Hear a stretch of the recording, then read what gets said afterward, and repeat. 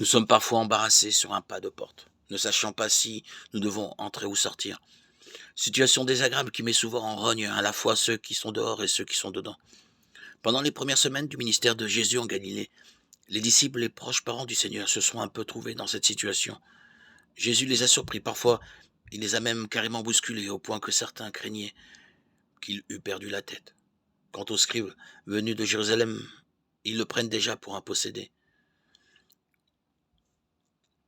Nous avons du mal à admettre que même Marie a été dans cette situation. Et pourtant, comme il a fallu du temps à la famille de Jésus pour découvrir qui il était vraiment, à tel point qu'ils restent dehors et font appeler Jésus.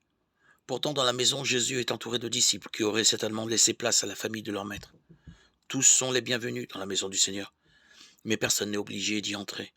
Il faut se décider, en faisant la volonté de Dieu, à être son frère ou sa sœur, ou même sa mère. Ainsi en va-t-il de l'homme d'aujourd'hui. Soit il entre, soit il reste dehors.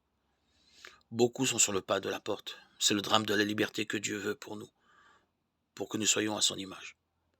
C'est un drame car nous risquons de décider de rester dehors.